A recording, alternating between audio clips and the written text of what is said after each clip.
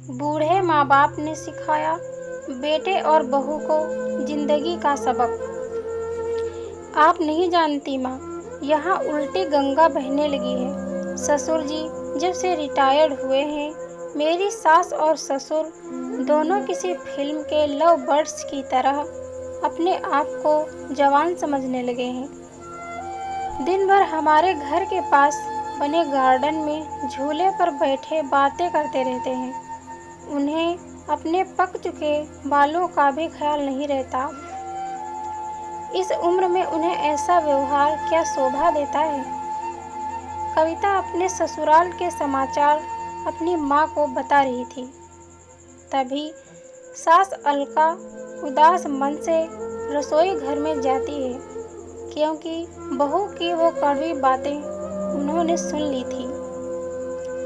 उसकी सभी बातों को नज़रअंदाज कर सास मसाले वाली चाय बना के पहले एक कप बहू को उसके कमरे में देकर दूसरा कप अपने पति सोमनाथ के लिए लेकर जाती है।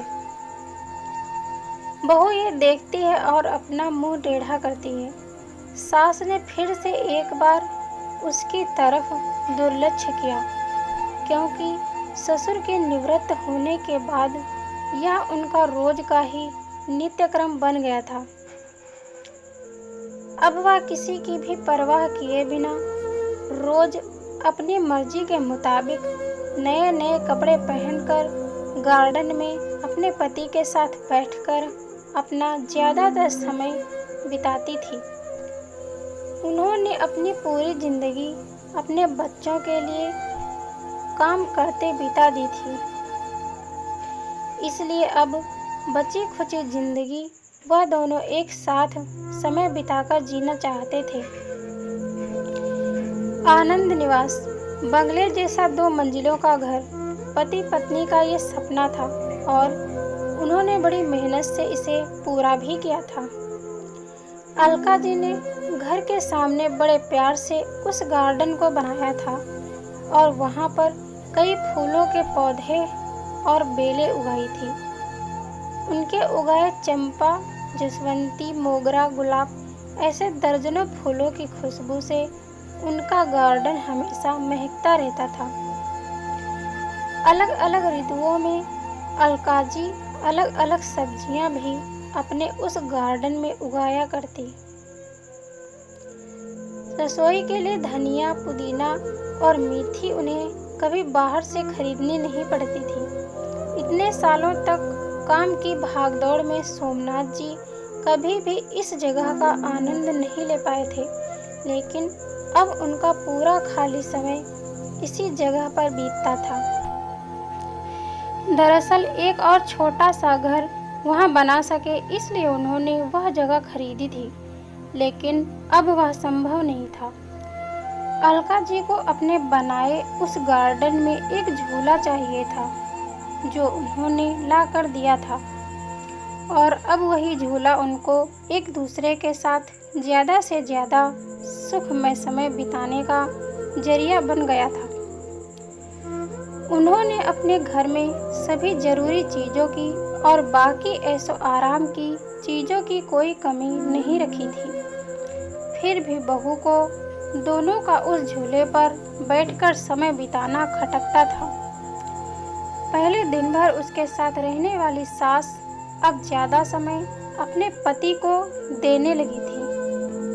अपने सास ससुर को टोंट मारने का एक भी मौका कविता नहीं छोड़ती थी।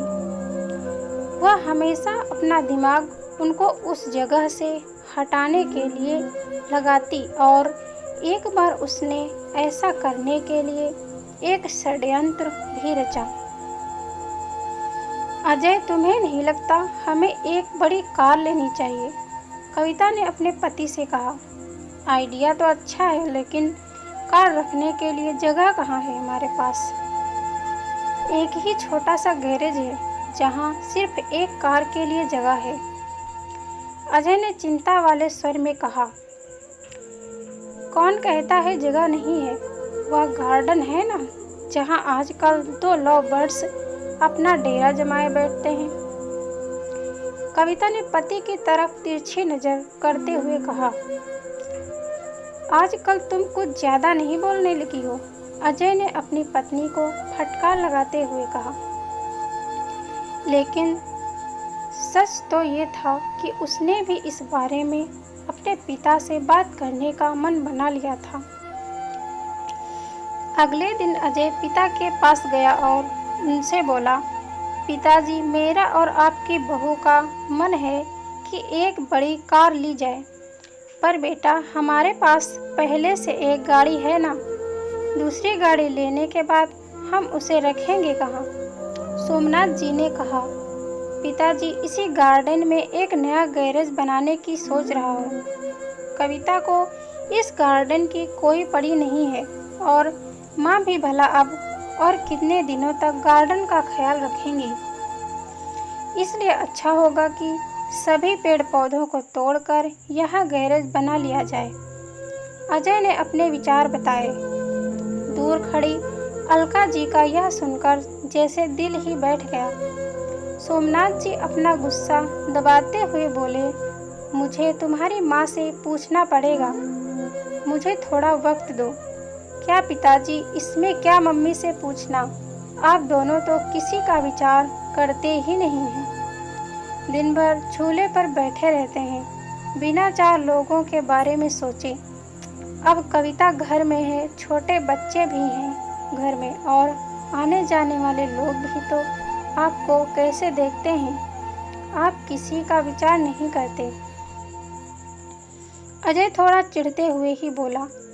अंदर से कविता की बड़बड़ भी चालू ही थी। सोमनाथ कुछ नहीं बोल पाए। उस दिन बेटे और बहू ने बाहर से अच्छा खाना मंगवाया था, लेकिन अलका जी और सोमनाथ जी के गले से निवाला उतरे ना, ऐसा हो गया था। उस पूरी रात दोनों ही जागते रहे, लेकिन सुबह सुबह कुछ विचार आने से सोमनाथ जी के चेहरे पर मुस्कान आ गई थी। सोमनाथ जी खुद रसोई घर में जाकर चाय बनाकर लाए थे, लेकिन अलका जी इतनी निराश थी कि वह आज बगीचे में किसी भी पेड़ पौधे को पानी तक डालने नहीं गई थी। पूरा दिन तो बड़ा ही नॉर्मल तरीके से गुजरा था, लेकिन शाम को अजय की आंखें फटी की फटी रह गई थी जब उसने घर के आगे घर भाड़े से देना है का बोर्ड पढ़ा था। अजय ने सोमनाथ जी से कहा, पापा, माना कि हमारा घर बड़ा है, लेकिन इसका यह मतलब थोड़ी है कि हम उसे भाड़े से दे दें। बेटा, अगले महीने मेरे साथ काम करने वाले शर्मा जी रिटायर हो रहे हैं और वही इस घर में भाड़े से रहेंगे। सोमनाथ जी ने कहा, लेकिन वह कहाँ रहेंगे?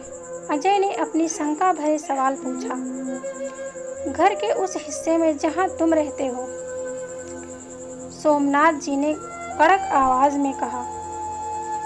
और पापा, हम कहाँ रहेंगे? नरम पड़ती आवाज में अजय ने पूछा। बेटा, मैं मानता हूँ कि मैंने तुम्हें इस लायक तो बनाया है कि तुम अपने पैरों पर खुद खड़े हो सको, इसलिए तुम्हारे पास 1 महीना है। तुम अपने लिए नया फ्लैट ढूंढ लो या कंपनी के फ्लैट में रहने चले जाओ।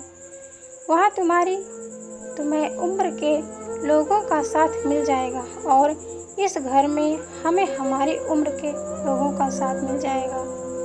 तुम भी सुखी और हम भी। सोमनाथ जी ने सब कुछ साफ साफ बताया। पापा, लगता है आप तो नाराज हो गए। कल मैंने जो भी कहा मेरा वह मतलब नहीं था। अजय ने अपने पापा के आगे हाथ जोड़ते हुए कहा, नहीं बेटा, तुम्हारी जनरेशन ने हमें एक सबक दिया है कि कैसे प्रैक्टिकल बनकर रहा जाता है। हम बड़े तुम बच्चों को साथ में देखकर खुश हो सकते हैं, तो तुम्हें हमें साथ देखने में क्यों प्रॉब्लम होती है? यह घर, यह गार्डन में बड़े हुए यह पेड़ पौधे इस बात के गवाह हैं कि कैसे तुम्हारी माँ ने मेरे लिए और ख़ासकर तुम्हारे लिए जी जान से सेवा की है, अपना समय, अपनी जवानी खर्च कर दी है। लेकिन इन सब पर तुमसे और मुझसे भी ज़्यादा तुम्हारी माँ का हक है और इन सबको मैं तुम्हारी माँ से नहीं छीन सकता। सोमनाथ जी ने अपनी पत्नी की तरफ देखकर कहा, दोस्तों, जाने अनजाने में हम हमेशा यह गलती कर बैठते हैं। हम सोचते हैं कि हमारे बड़े बूढ़े हमारे हिसाब से जीवन जिएं। ऐसा करवाने के लिए हम उन पर अपने विचार थोपने लगते हैं, लेकिन हम यह भूल जाते हैं कि उन्होंने हमारे लिए कितना त्याग किया है, और जब उन्हें उनके हिसाब की ज़िंदगी जीने का मौका मिलता है, तब उनका साथ देने के बजाय हम उनके विरोधी बन जाते हैं। तो दोस्तों, यह थी हमारी आज की कहानी। अगर यह कहानी आपको पसंद आई है तो कृपया इसे लाइक करें, और ऐसी और कहानियाँ सुनने के लिए हमारे चैनल को सब्सक्राइब करें। यह कहानी आपको कैसी लगी? कहानी पर अपनी राय देने के लिए कमेंट करें। धन्यवाद दोस्तों।